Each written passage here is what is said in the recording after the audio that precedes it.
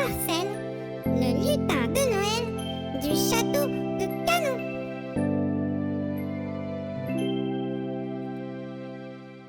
La sorcière gribouillie.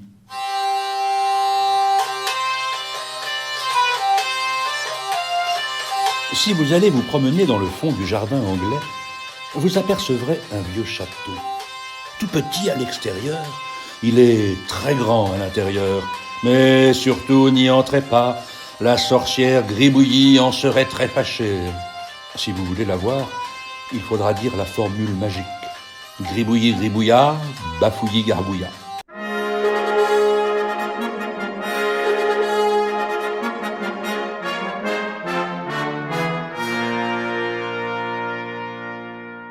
Et elle viendra vers vous. Dans son très grand château à l'intérieur et tout petit à l'extérieur, la sorcière fabrique de l'encre. Oui, de l'encre pour écrire. Mais pas une encre comme l'encre que l'on utilise à l'école, non. De l'encre magique. L'encre qu'elle a donnée au lutin Marcel, c'est l'encre des muses. Une encre qui donne envie d'écrire même si on n'en a pas envie. Sa recette est simple.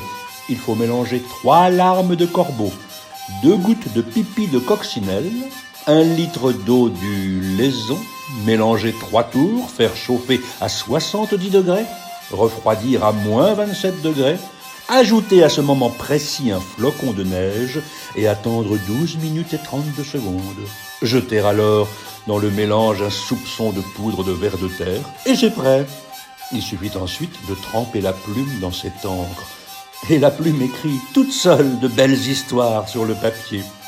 C'est l'encre préférée du lutin Marcel. Gribouillis fabrique aussi de l'encre invisible que seuls les amoureux peuvent lire.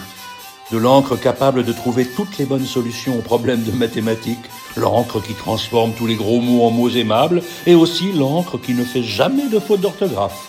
Mais attention, les encres de la sorcière Gribouillis coûtent très cher. Par exemple, si vous voulez lui acheter l'encre qui écrit toute seule les plus beaux poèmes, il vous faudra lui donner une rose à pois bleus et 1 gramme de bave de poisson-chat.